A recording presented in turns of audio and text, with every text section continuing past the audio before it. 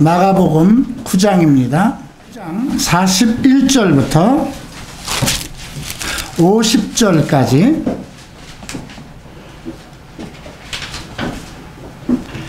함께 읽겠습니다. 누구든지 너희가 그리스도에 속하였으므로 내 이름으로 너희에게 마실 물 한 잔을 주면 진실로 내가 너희에게 이르노니 그가 자기 보상을 잃지 아니하리라. 또 누구든지 나를 믿는 이 작은 자 중에 하나를 실족해 하면 차라리 연자 맷돌을 목에 달리며 바다에 빠지는 것이 그에게 더 나으리라. 만일 내 손이 너를 실족하게 하거든 그것을 찍어버려라. 불구자가 되어 생명에 들어가는 것이 두 손을 가지고 지옥 곧 결코 꺼지지 않는 불 속에 들어가는 것보다 내게 더 나으니 거기에는 그들의 벌레도 죽지 아니하고 불도 꺼지지 아니하니라.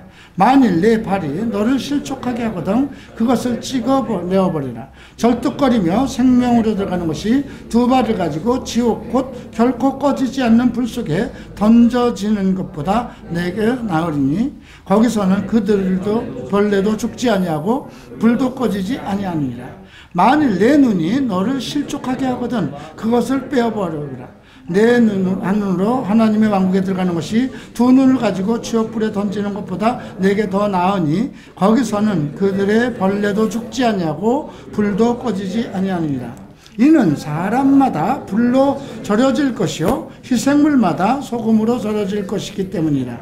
소금은 좋은 것이로되 만일 소금이 제 짠맛을 잃으면 너희가 무엇으로 그것의 맛을 내리요 너희 속에 소금을 두고 서로 화목하라 하시니라. 기도합니다. 존귀하신 주님, 주의 이름을 송축합니다. 오늘도 우리가 주의 말씀을 듣고자 합니다. 마가복음 9장을 통해서 우리에게 하나님의 계획된 일들, 하나님의 뜻하신 일들, 또 우리에게 잘못된 것을 책망하시고 바로잡으시고 또 하나님께서 이루고자 하시는 모든 일들이 메시지를 통해서 전달하여 주실 것을 믿습니다. 오늘 이 말씀을 통해서 우리가 삶의 양식으로 삼고 그 주님 나라의 한 일원으로서 하나님의 그 한 백성으로서 살아가기에 부족함이 없는 능력과 또 하나님의 지혜를 얻게 하여 주시옵소서. 감사하며 예수 그리스도의 이름으로 기도합니다. 아멘. 앉으시기 바랍니다. 네, 앉으시죠. 네.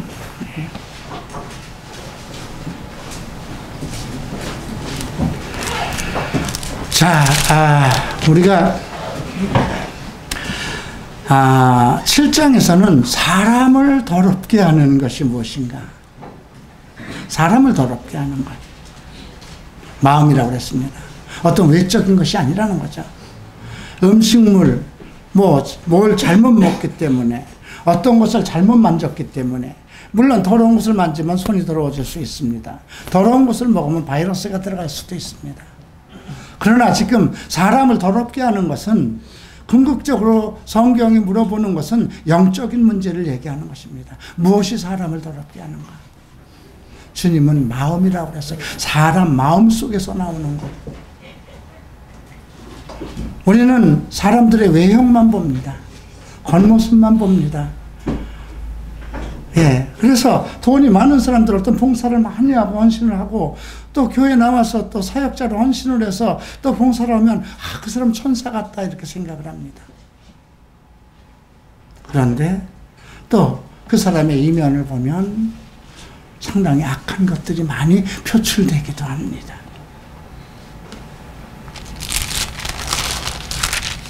그리고 이제 그렇게 해서 그럼에도 불구하고 유대인들은 외형적인 것을 중요시했죠. 모든 그릇을 잘 닦고 외출하고 나면 손을 잘 닦고 그런 외식적인 것을 좋아했습니다. 우리 8장에서는 이제 칠병이와 함께 일어난 많은 일들을 이제 우리가 예수님께서 일으킨 표적들을 이제 살펴봤습니다. 그런데 주님께서 마지막에서 이 음란하고 죄 많은 세대에서 나와 내 말을 부끄러워하면 사람의 아들도 자기의 영광 중에 거룩한 천사들과 함께 올 때에 그를 부끄러워하겠다 했습니다. 이 말씀은 조금 깊이 생각해 봐야 할 거예요. 그러니까 이 음란하고 죄 많은 세대, 그러니까 이 음란하고 죄 많은 세대가 왜 왔을까 한번 생각해 봐야 돼요. 지금 유대인들에게 하신 말씀이고 제자들에게 하신 말씀이에요. 유대인들은 아브라함으로부터 택함을 받아서 거룩한 하나님의 성민입니다. 그들은 모든 열방 중에서 빼어난 하나님의 자녀이고 민족이고 하나님과 결혼한 민족입니다. 거룩한 성민입니다. 예배도 그들에게가 있고 율법도 그들이 있고, 예, 정말 자부심과 그 어떤 것들도 그 유대인보다 나은 민족은 없습니다. 하나님께서 그들에게 지혜와 능력과 권능을 주셨고요. 모든 역사 속에서 뛰어난 민족으로 하나님께서 지키셨습니다. 그럼에도 불구하고, 예, 지금 이게 이제 7장에서 8장에서 7병이어가 일어났지만 그 6장에서 또 5병이어가 일어났잖아요. 그죠? 엄청난 이적들, 표적들이 일어난 가운데서 많은 사람들은 지금 굶주리고 있고 무엇인가 먹을 것을 찾고 있고 자기네들의 식생활 문제, 자기네들의 인생 문제를 책임질 그러한 지도자를 찾고 있어요. 그럼에도 하나님께서 택한 그 백성들은 길 잃은 양처럼, 목자 없는 양처럼 거리를 헤매고 있다는 거죠. 그들의 영혼을 책임질 수 있는 그러한 지도자가 없었다는 거죠. 하기는 세례 요한이 오기까지 하나님의 음성이 이스라엘 속에서 400년 동안 중단되었던 때입니다. 그래서 이스라엘 백성들은 정말 정신적으로 영적으로 패패한 그런 상황 속이었어요. 그러면 그들에게 종교 지도자들이 없었느냐? 아니에요. 바리새파라든가 헤롯 땅이라든가 하는 그러한 정말 엄청난 종교적인 세력을 가지고 있는 집단, 모든 예배를 주관하고 모든 회당을 관장하고 성경을 대필하며 성경을 가리키는 그런 지도자들이 있었다는 것입니다. 그럼에도 불구하고 그들이 성경에 기록되어 있는 하나님의 말씀의 본뜻을 헤아려서 그것을 백성들에게 가리킬 생각을 안 하고 어떤 종교적인 의식에 빠져 있었다는 거죠. 그래서 주님께서는 그 8장에서 언급한 것이 바리새인의 누룩과 헤롯의 누룩을 조심하라 한 것입니다. 누룩이 무엇일까요? 아주 작은 그 누룩 하나가 온 통일을 더럽게 하는 거죠. 부풀게 하는 거죠. 변화시키는 겁니다. 바리새인들의 누룩은 무엇일까요? 의식주의입니다. 그릇을 깨끗이 하고 손을 닦고 모든 그 그들이 율법을 지킨다 하면서 율법을 변형시켜서 토라라는 걸 만들어서 미시나라는 걸 만들어서 그냥 장로들이 어떤 법을 만들면 그것이 성경보다 율법보다 선행되는 그런 상황이었던 것입니다. 헤롯 땅은 어떤 걸까요? 정치 세력입니다. 그래서 그 헤롯 땅은 원래 그 영적인 걸 믿지 않습니다. 천사도 믿지 않고 부활도 믿지 않습니다. 그리고 모든 제사권을 예루살렘에서 시행되는 모든 제사권을 쥐고 그것을 유지하기 위해서 헤롯 대왕하고 타협을 해나가는 것입니다. 정치적인 세력입니다. 오늘날 어떨까요? 오늘날 우리 교회는 어떨까? 오늘 이제 우리가 그 주제를 다루는 것입니다. 우리 지금 교회 현실은 어떠냐 이거죠. 정말 이 교회가 창세기부터 계시록까지 나와 있는 주님의 말씀만을 가리켜서 모든 하나님의 백성들이 이 말씀의 그 능력과 그 말씀으로 인해서 힘을 얻고 살아갈 수 있느냐 이거죠. 우리는 오병이어, 칠병이와 같은 이 지금 유대인들이 그 당시 예수님께서 일으킨 그 표적, 오병이어, 칠병이어, 야, 이렇게 떡 5덩이로 그 많은 사람을 먹였대. 남자만 5,000명, 남자만 4,000명을 먹였대. 이런 기적에다 우리 많은 사람들이 초점을 맞춥니다. 그러나 우리가 이 오병이어의 내용을 얘기하면서 요한복음에선 그 만나 얘기를 하면서 하늘에서 만나를 주었는데 이건 모세를 주어서 된 것, 모세를 통해서 준 것이 아니라 하늘에 있는 내 아버지께서 주신 것이라. 그리고 생명의 말씀에 대해서 언급하고 있습니다. 우리는 그 오병이어의 실체가 무엇인가, 칠병이어의 실체가 무엇인가에 대한 의미를 깨달아야 된다는 것입니다. 오늘날도 마찬가지입니다. 교회에서 어떤 목사가 엄청난 큰 이적과 뭐 병을 고치고 뭐 어떤 기적들이 일어나면 거기에다 초점을 맞춥니다. 우리가 어떤 기적에 일어났을 때 그 기적에 초점을 맞춰야 되는 것이 아니라 어떤 영적인 상황을, 그죠? 근데 주님이 그 바다를 걸어서 이렇게 제자들한테 갔는데 제자들은 유령으로 알았다는 거죠. 그리고 너희가 왜 이렇게 둔하냐 물어봅니다. 너희가 둔하냐? 영적으로 둔하냐? 자, 이런 것들. 그래서 성경에 기록되어 있는 지금 우리가 복음서를 통해서 많은 내용들을 보는데 어떤 그 말씀에 대한 것과 상징으로 찾을 생각하지 말고 어떤 사건에 대한 것도 이것이 지금 우리에게 무엇을 전달하느냐 그 내용을 발견해야 된다는 것입니다. 자, 이 음란하고 죄 많은 세대에서 나와 내 말을 부끄러워하면 내 말이라는 건 뭘까요? 성경이에요. 주님은 이 땅에 말씀으로 오셨잖아요. 말씀이 육신이 돼서 이 땅에 오셨는데 너희가 성경에 기록되어 있는 모든 내 말을 무시한다면 이런 뜻이에요. 부끄러워한다는 건 뭘까요? 왜 부끄러워할까요?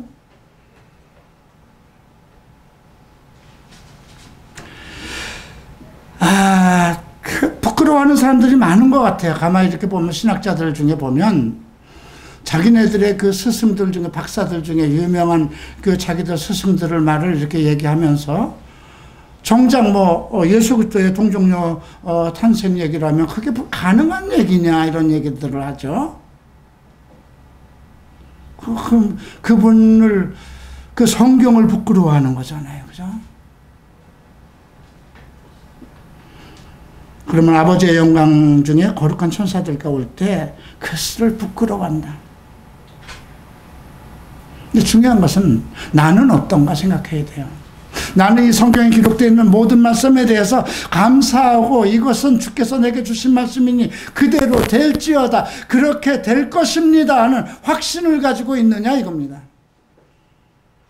가끔 우리도 주일날 오후에 각 조별로 논쟁을 하는 걸로 알고 있습니다. 토론을 하고 있죠. 말씀을 가지고. 논쟁이 일어나는 걸로 알고 있습니다. 오늘 9장에서 논쟁이 2번 이상 일어납니다. 우리가 성경을 가지고 토론을 하고 논쟁을 한다는 건 있을 수 없습니다. 성경에 기록된 모든 말씀은 그대로 이루어질 것입니다 하는 그러한 믿음만 있어야 됩니다. 자, 그런데 오늘 주님은 또 한 세대를 언급하고 있어요. 그러니까 이러한 세대, 음란하고 죄 많은 세대가 올 것을 예고한 거예요. 그 세대라는 건 한 시대를 얘기하는 건데 1세기를 얘기하는 겁니다. 근데 지금 물론 주님께서 얘기한 것은 100년만을 얘기한 것이 아니라 이제 제자들과 함께 예수님 십자가에 못 박고 돌아가시고 나면 이제 부활 승천하시잖아요. 부활 승천 이후에 제자들을 중심으로 해서 이제 교회 시대가 열리는 거예요.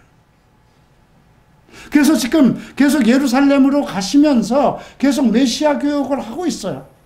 내가 장로들에게 팔려서 이방인들에게 죽임을 당하고 사흘 만에 셋째 날에 살아날 것이다. 그 메시아 교육을 계속하지만 제자들은 그것이 알지 못해요. 앞에 있는 일인데 그게 부활한다는 것 그 자체도 다시 죽은 자들 중에서 살아난다는 것 그것을 이해를 못하는 거예요. 알 수가 없는 거예요.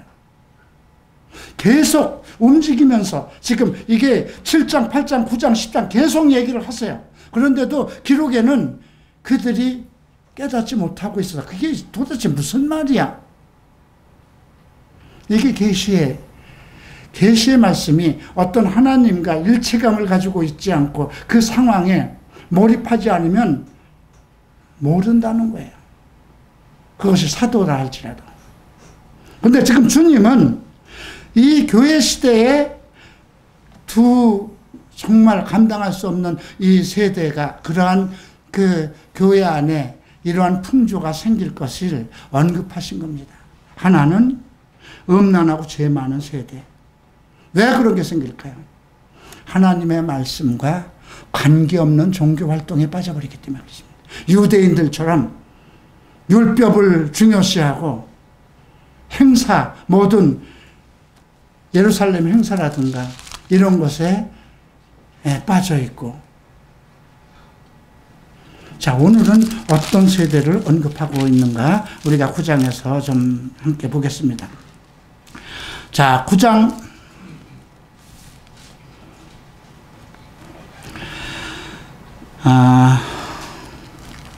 19절입니다. 자, 우리 함께 읽을까요? 그분께서 그에게 응답하여 이르시되 오 믿음 없는 세대여 내가 언제까지 너희와 함께 있으리요 언제까지 너희를 용납하리요 그를 내게로 데려오라 하시니. 제자들에게 하신 말씀입니다. 이 말씀하시는 이렇게 말씀하시는 예수님의 입장을 한번 우리가 생각해 보세요. 아우, 믿음 없는 세대. 세대라는 것은 그 제네레이션인데 한 그 1세기를 얘기하는 건데 제자들을 보고 아유, 이 믿음 없는 놈들아 그런 게 아니고 믿음 없는 세대야. 그들의 시대, 그들로 시작될 교회 시대 앞으로 있을 그걸 얘기하는 것입니다. 내가 얼마나 너희와 더 오랫동안 함께 있을 것이냐. 자, 근데 이 말씀을 한 배경이 무엇일까요? 자, 우리가 앞에서 좀 1절부터 좀 보겠습니다. 변화산상으로 올라가십니다. 그 가이사라를 지나서 지금 이제 변화산상으로 높은 산으로 올라갔어요. 그리고 너희 중에 죽음을 맛보기 죽기 전에 왕국이 권능으로 임하는 것을 볼 자도 덜어 있다고 그랬어요. 근데 지금 몇 명을 데려가고 있는 건가요? 3명을 데려가고 있는 거예요. 예? 예, 지금 이들을 데리고 쭉 가시면서 그 12제자에게 하신 말씀이에요. 너희 중에 죽기 전에 천국이 왕국이 권능 있게 임하는 것을 볼 사람도 있을 것이다. 그리고 엿새 후에입니다. 베드로와 야고보와 요한만을 데리고 높은 산으로 올라갑니다. 그런데 갑자기 변화가 됐어요. 이제 우리가 변화산상에 이르라고 그럽니다. 어떤 세탁물도 누구도 그렇게 세탁을 할 수 없을 정도로 하얗고 눈처럼 그렇게 시계 변화했다는 거예요. 왜 이런 표현이 있었을까요? 우리가 변화를 했을 때 마음의 변화만 있는 것은 아니라는 거죠. 예. 갑자기 예수님의 옷이 그렇게 세탁한 옷을 입고 가신 것도 아닌데 그냥 광채가 날 정도로 눈같이 하얘졌다는 거죠. 그러니까 그것이 완벽하게 다 바뀌었다는 것입니다. 근데 갑자기 누가 나왔냐면 엘리야와 모세가 나옵니다. 근데 갑자기 베드로가 한 말 하죠. 베드로는 어떻게 보면 너무 충동적이다. 그런, 여기서도 충동적인 얘기를 했고요. 마태복음 16장에서도 야, 내가 누구라고 부르느냐 하니까 저는 하나님의 아들입니다. 이렇게 얘기를 하죠. 그랬더니 그거 혈육이 알게 한 것이 아니라 하늘에 계신 내 아버지가 알게 하셨다. 또 앞에서는 내가 죽을 것이다 그러니까 절대 그런 일이 일어나지 않습니다. 일어나서는 안 됩니다. 다른 사람은 다 버릴지언정 나는 주님을 안 버리겠습니다. 그랬더니 사탄아 내 뒤로 물러가라 그러죠. 상당히 충동적인데 주님께서는 그 베드로를 귀히 쓰셨습니다. 예수에 대한 그런 이야기도 주는 그리스도여 하나님의 아들입니다. 그 말 한마디에 내가 너의 그 믿음 위에 교회를 세우겠다. 그것을 알게 하신 이는 하늘에 계신 내 아버지다. 이렇게 말씀을 하셨어요. 근데 여기서도 지금 베드로가 불쑥 나옵니다. 우리가 여기 있는 게 좋겠습니다. 주님, 지금 주님 모시고 지금 우리가 한 3년을 살아봤는데 가는 데마다 지금 문제 생기고 유대인들이 계속 예수님을 시험하고 돌로 치고 자꾸 문제가 있는데 골치 아픕니다. 여기가 좋습니다. 장막 셋을 짓되 하나는 주를 위해서, 하나는 모세를 위해서, 하나는 엘리야를 위해서. 왜 그럴까요? 모세와 엘리야와 주님이 있으면 논쟁도 일어나지 않을 것이고요. 그죠? 왜? 이스라엘 백성들이 모두 모세의 율법을 따르고 모세를 가장 존경하고 또 옳으라고 생각했던 엘리야에 대해서 그들이 다 기다리고 있고 위대한 이스라엘 백성들에게는 그 두 사람밖에 없어요. 그런데 예수께서 이제 하나님의 아들로서 이 땅에 메시아로서 오신다는 것을 제자들은 믿지만은 너무 그게 합리화되지 않으니까요. 유대인 속에서. 그러니까 이렇게 같이 장막을 짓고 살면 얼마나 좋겠습니까? 이렇게 얘기하는 거죠. 근데 그것이 무슨 말을 해야 될지 모르는 상황에서 나왔다는 거죠. 그때 갑자기 구름이 그들을 덮으면서 이는 내 사랑하는 아들이니 너희는 그의 말을 들으라. 나중에 베드로서에서도 베드로가 그렇게 증거합니다. 그리고 이제 예수님 외에는 보이지 않았죠. 예수님은 아들이 죽은 자로부터 부활할 때까지 그들이 본 것을 아무에게도 말하지 말라 말씀하시죠. 근데 10절을 보십시다. 그 말씀을 자기들끼리 간직하며 서로에게 죽은 자들로부터 일어난다는 것은 무엇을 뜻하는지 묻더라. 부활에 대해서 이해를 못하는 거예요, 제자들도. 예. 그리고 이제 왜 서기관들은 엘리야가 반드시 올 거라고, 메시아 오기 전에 먼저 올 거라고 합니까? 이걸 물어보는 거죠. 성경에 기록됐고 서기관들이 가리키는 것에 대해서 주님께 물어봅니다. 근데 예수님은 엘리야가 먼저 와서 모든 것을 위박하고 사람의 아들에 대해서 기록된 바 그대로 될 것이다. 이렇게 예수님이 설명을 하죠. 근데 그가 엘리야의 심령으로 이미 왔지만 너희가 임의로 대했다. 이런 말씀까지 하십니다. 한번 생각해 보세요. 엘리야의 심령으로 온다는 건 무슨 뜻일까? 과연 세례 요한이 엘리야인가? 엘리야는 아니에요. 세례 요한도 난 네가 엘리야냐니까 아니라고 그랬거든요. 그 스가랴의 아들이죠.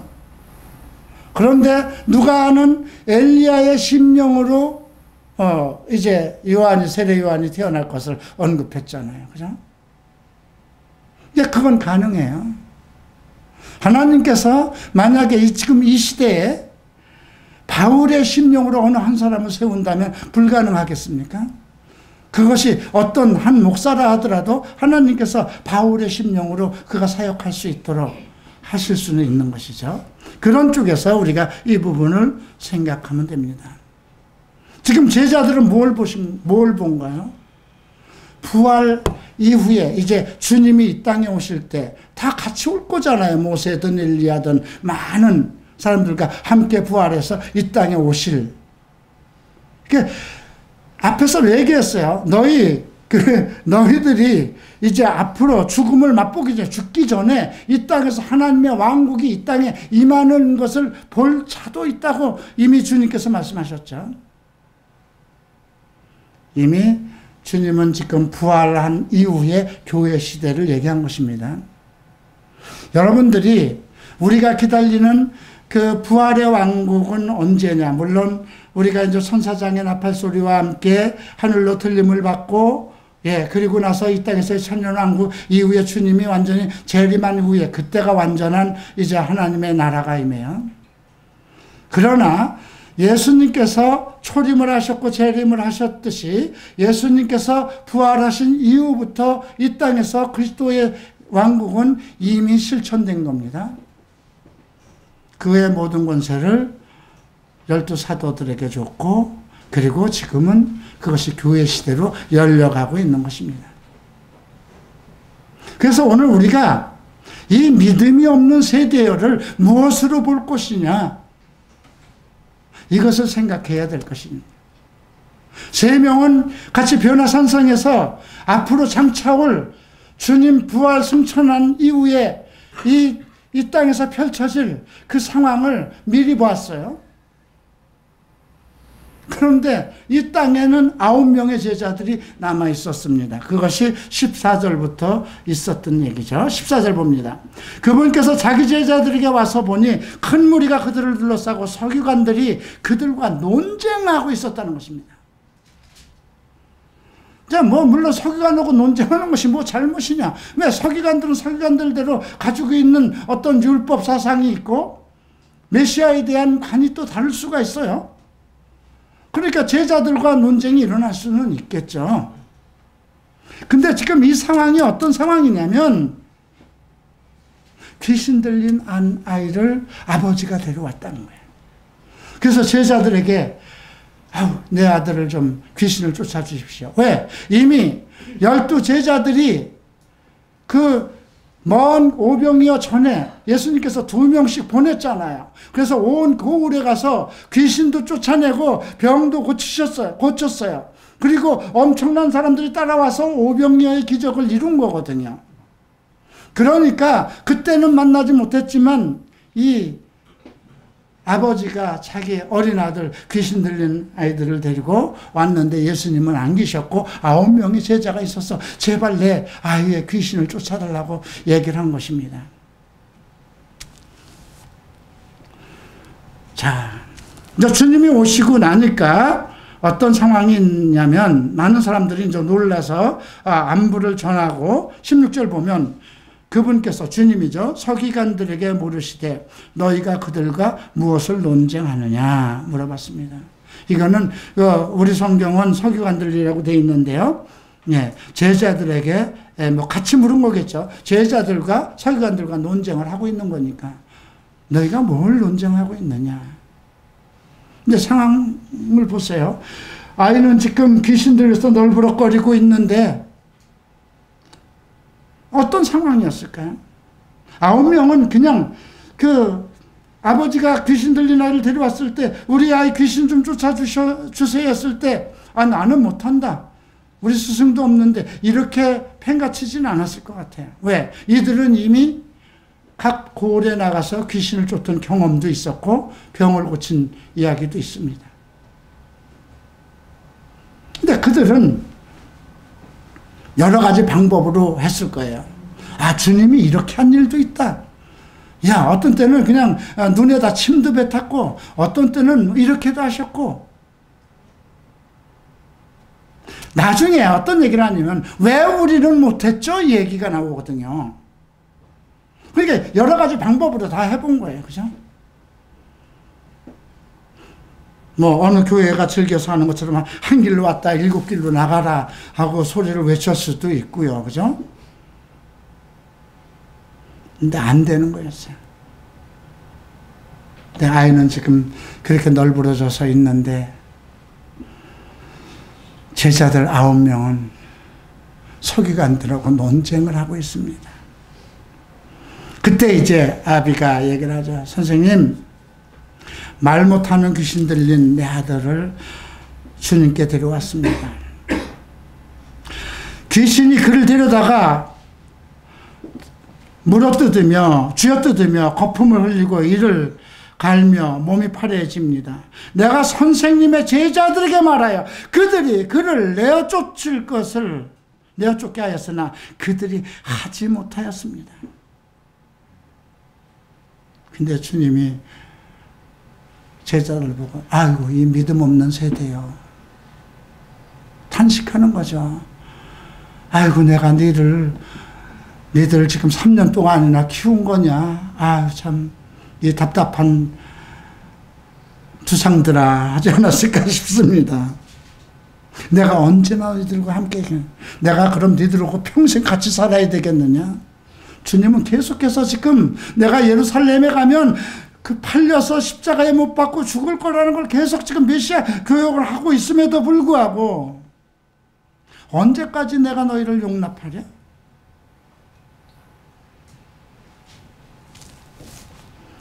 데려오라고 그럽니다. 근데 그분 내게 막 데려오려니까 귀신이 더 날뛰는 거예요. 그 영이 막 더 날뛰고 그냥 막 땅에 뒹굴러 거품을 흘리죠. 그래서 물어봅니다. 야, 얘게 귀신, 이 영이 들어온 지가 언제냐? 참 냉정하죠. 그죠? 아니, 그걸 뭘 물어보세요. 다 아실 텐데. 전지하신 분인데. 그죠? 근데 물어봅니다. 언제부터냐니까. 어렸을 때부터입니다. 그냥 뭐, 그를 얘를 죽이려고 불과 물에 막 던지고. 그러나, 하실 수 있으면, 불쌍히 여겨주세요.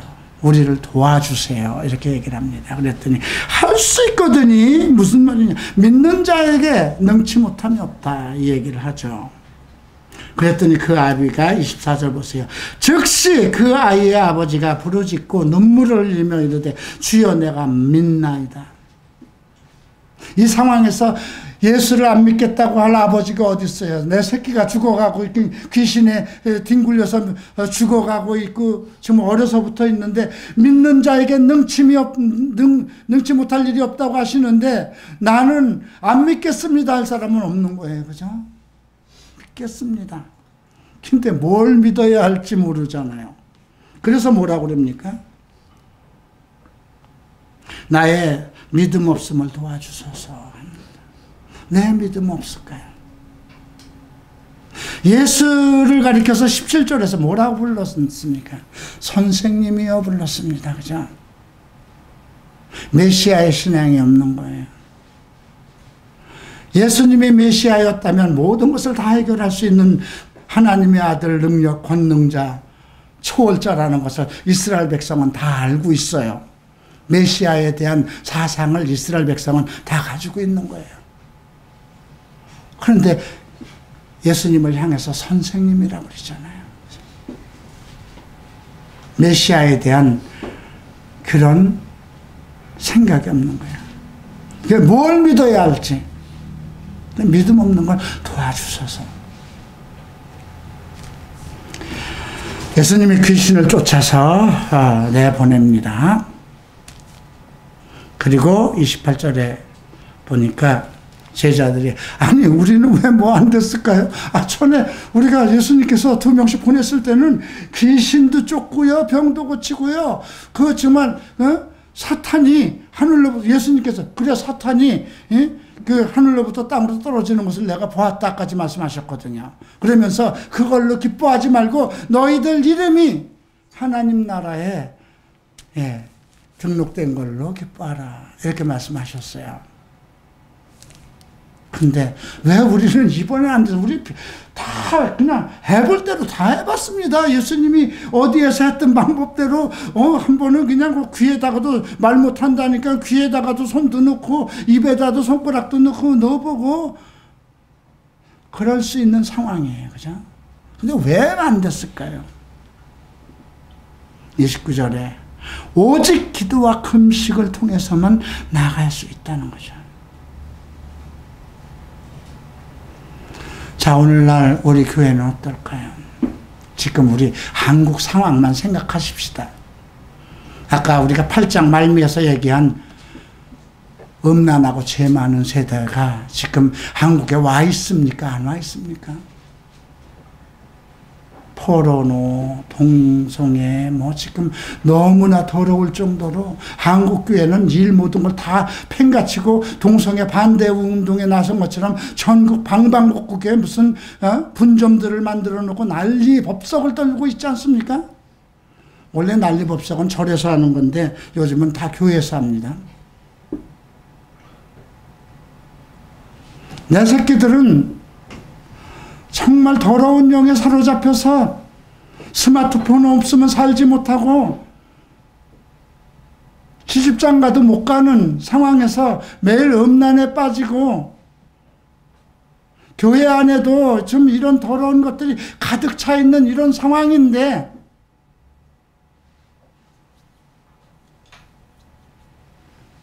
아무것도 못하고 있잖아요. 그죠?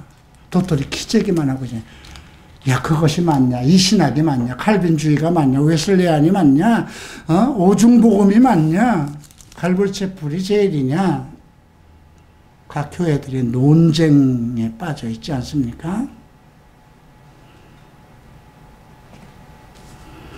근데 어디 이것뿐이 아닙니다. 그 다음 단락을 보면은요, 33절 이후에는 이제 가버나움에 이르러, 가버나움이면 이제 그 베드로가 살던 고향이에요. 예수님의 본 고향이 된 두 번째 이제 제2의 고향이 된 것이죠.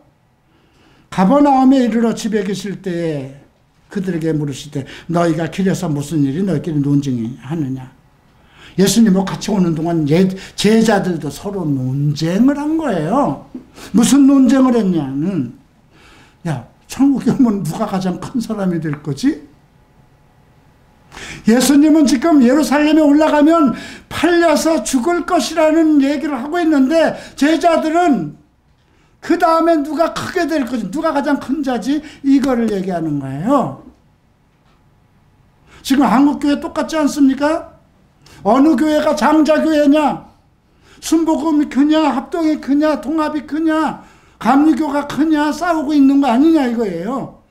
내 새끼들은 지금 젊은이들이 전부 다 악한 영들에게 이끌려서 음행에 빠져 있고 음란한 세대 속으로 지금 다 묻혀버렸는데도 불구하고 교회는 믿음이라는 게 존재하지 않는 교회가 돼버렸다는 거예요. 그러니까 믿음 없는 세대라는 건 뭐예요? 말씀이 없는 세대. 그래 주님이 그 8장 마지막 절에서 얘기한 거잖아요. 너희가 내 말을 부끄러워하면, 성경 가리키는 것보다 창세기부터 계수까지 성경을 풀어서 깨달을 수 있도록 가리키는 것보다 자기네들이 어떤 제목을 세워서 자기네들이 주장하고 싶은 말들을 가리키는 교회 한번 생각해 봐야 돼요. 그리고 누가 큰가 도토리 키재기하고 있는 거 아닙니까?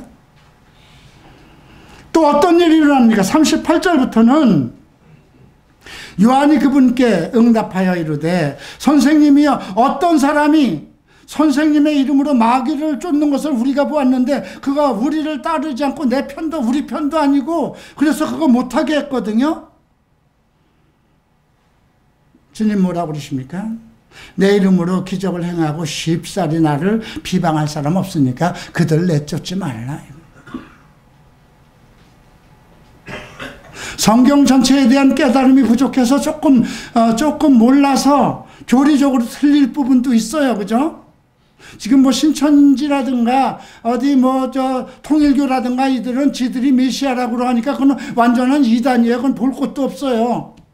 지들이 메시아처럼 생각하고 지들이 성령처럼 생각하는 거니까 그거는 볼 것, 교회도 아니에요. 그건 귀신의 집단이에요. 그러나 뭔가 교리적으로 조금씩 틀린 교회들이 있어요. 종말론적인 것에서 조금 틀릴 수도 있어요. 종말론은 아직도 주님이 오시지 않은 시대이니까 아직 남은 시대가 있는 거거든요.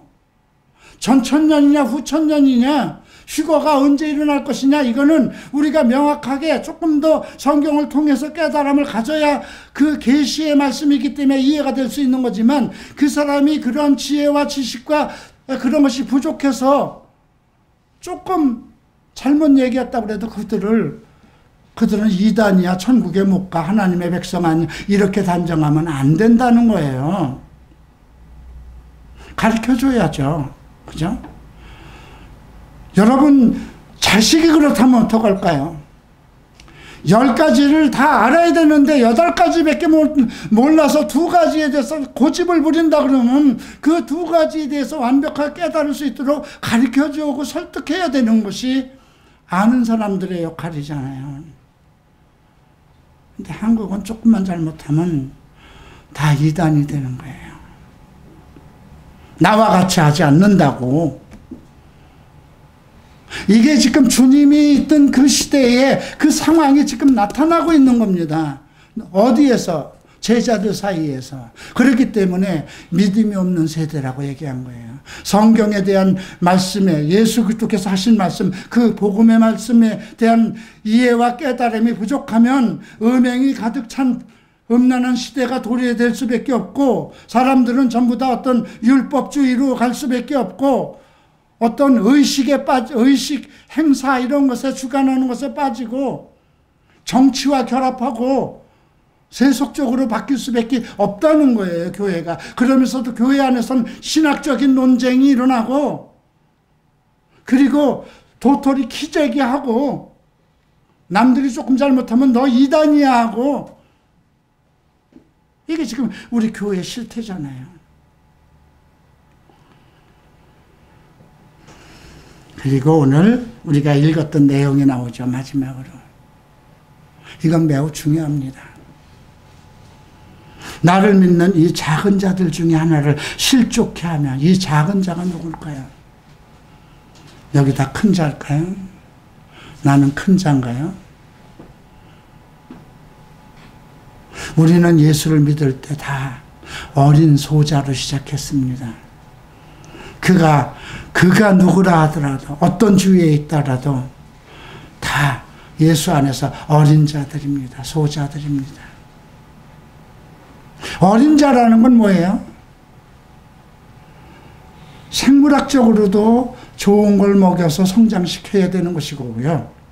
정신적으로도 많은 걸 더 가르쳐서 알게 해야 되는 것이고요. 영적인 것도 성경을 통해서 영적인 지식을 깨닫게 해야 되는 것이거든요. 근데 실족하게 한다면 뭘까요? 온전히 가르치지 않아서 매일 믿음에 대해서, 기도에 대해서, 헌금에 대해서, 봉사에 대해서, 찬양에 대해서 이런 것만 밤낮 얘기를 해서 성경에 대한 본질과 구원에 대한 것과 예수님의 오시는 재림에 관한 것과 이런 모든 내용을 알지 못한다면, 그럼 그들이 알지 못해서 다 지옥으로 가야 될 사람들인 거예요? 아니잖아요. 예수 믿은 사람들이잖아요. 예수 믿었다는 건 뭐예요? 구원의 반열에 들어왔다는 것이고, 하나님의 자녀가 되었다는 것이고요. 예? 하나님의 나라를 상속받을 권세를 받았다는 거예요.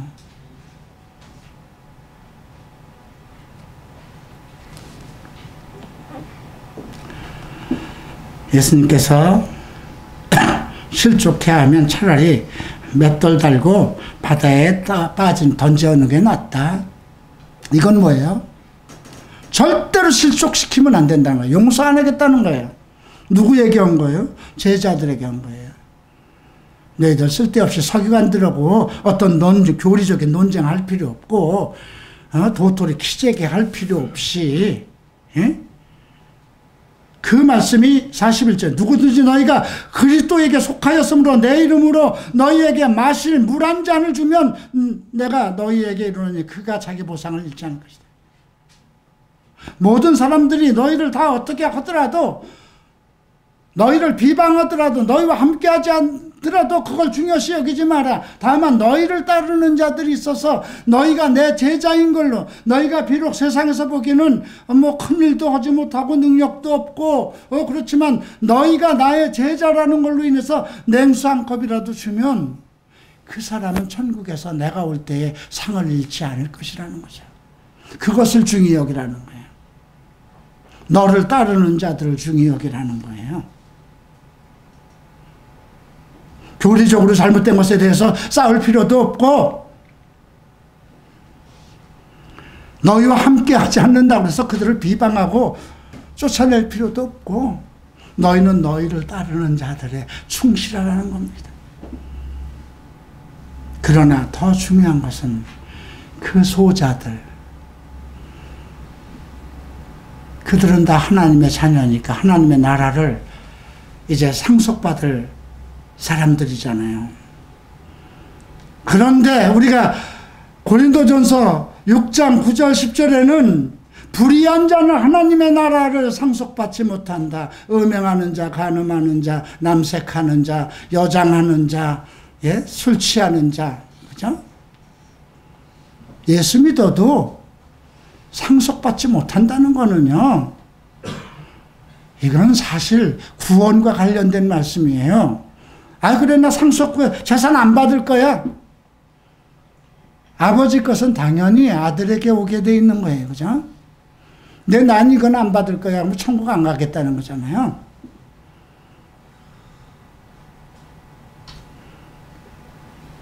그래서 실족시키면 안 된다는 겁니다. 내 손이 범죄하면, 내 발이 범죄하면, 내 눈이 범죄하면 뽑아버려라. 이게 다 두 개씩이에요. 아니, 오른눈이 범죄할 때 내가 이 오른눈으로 포르노 볼 때 눈 가리고 보는 거 아니잖아요. 그죠? 도둑질할 때 이거 쪼매고 한 손으로 하는 거 아니잖아요. 내가 사창가에 갈 때, 도박 걸어갈 때 한 발로 가는 거 아니잖아요. 이 얘기는 뭐니까요? 인간의 죄성에 본성이 앞서지 못하게 하라는 겁니다. 우리는 에덴 동산에서 나올 때 선과 악을 다 가지고 나왔어요. 근데 선한 일을 계속 해야 되는데, 선한 일은 뭐예요? 하나님이 원하는 일, 하나님이 기뻐하시는 일을 해야 되는데 계속 내가 기뻐하는 일을 하다 보니까 그게 습관이 되는 거잖아요. 그거를 못하게 해요. 그걸 누가 해야 될까요? 제자들, 교회가 해야 되는 거잖아요. 담배 피는 사람 담배 못 피게 해야 되고, 술 먹는 사람 술 못 먹게 해야 되고. 왜 교회를 위해서 냄새 날까봐 그럽니까? 아니에요. 그 사람 만약에 알코올 중독자가 돼서 병들어서 잘못되면 불쌍해질까봐 그러면 아니에요. 그가 예수를 믿었고 그가 우리 교회에 같이 오는데 나와 같이 다 천국에 가야 되는 거 아닙니까? 다 하나님의 나라 상속 받아야 되는 거 아닙니까?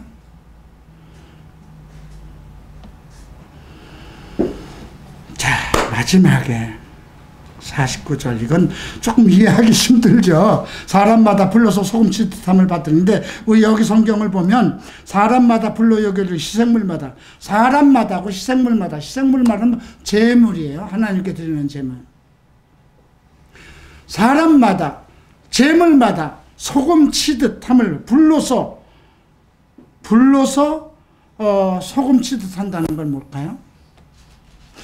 세례요한이 예수님을 증거할 때 그는 불과 성령으로 세례를 주실 것이라 그랬죠. 불의 역할은 뭘까요? 태우는 겁니다. 불순물 모든 것을 다 태우고 정금만 남게 하는 거죠. 우리가 예수 안에 있는 사람은 계속 예수를 믿어도 고난이 있을 수 있어요. 그 고난 속에서 깨우치고 여러분, 소금 치듯함을 받는다는 건 뭐예요? 여러분들이 어떤 나무를 만들 때 소금을 찌면 한 군데다 푹 집어넣으면 그건 못 먹죠, 써서. 골고루 퍼지게 하는 건 뭐예요? 맛을 내는 거잖아요. 소금은 여러 가지 역할도 해요. 방부제 역할도 하고 뭐 여러 가지도 하지만 가장 중요한 건 뭘까요? 맛을 내는 거거든요. 근데 소금이 맛을 잃으면 아무짝에도 못 쓴다는 거거든요. 불러서 소금 치듯함을 받을 것이라는 건 뭐예요? 각 인생을 살아가는 동안 고난을 당할 거라는 거예요. 왜 그럴까요? 우리의 잘못된 생각들, 아까 위에서 얘기한 거, 그거가 연결된 거예요. 나로 천국에 들어가지 못하도록 실족해 하는 건, 계속 예수를 믿으면서도 포르노 보고 담배 피고 하는 거. 그 사람이 하나님 앞에 정말 천국 데려가기로 작정된 사람은 어떻게 하겠어요? 그가 병이라도 걸려서 다 죽기 전이라도 회개하고 끊고 가야 될 거 아니에요? 호의호식하고 잘 살다가 천국 못 가야 되겠습니까? 그 사람이 질병이라도 앓고 어떤 잘못이라도 있고 사업에 실패라도 해서 회개하고 모든 거 정리하고 정금처럼 주님께 나가야 될까요? 지금 그 얘기를 하는 거예요. 또 하나는 예배가 나오죠. 제물마다 소금으로 절여질 것이다. 소금 뿌림을 당할 것이다. 모든 예배, 이 땅에 있는 예수 그리스도의 이름으로 드려지는 모든 예배나 모든 각 사람의 신앙생활. 근데 중요한 건 뭐예요? 소금이 맛을 잃으면 안 되는 거잖아요. 그 소금이 누구의? 제자들이잖아요. 너희들 입에서 내 복음이 없다면, 성경을 가리키는 그 복음이 없다면 너희는 뭐냐 이거죠. 무엇으로 짜게 할 것이냐 이거예요. 교회의 역할을 못하면, 교회의 역할은 소금에다 비유한 거예요. 그죠? 목사 너 뭐 사람 보기 좋게 하라고, 헌금 잘 걷게 하기 위해서 설교사를 하고 세운 거 아니라는 거거든요. 오늘 말씀은 제자들에게 결국 우리 교회 시대에 일어날 일들에 대해서 경계하고 경고한 것입니다. 온전치 못하고 종교활동에 빠져서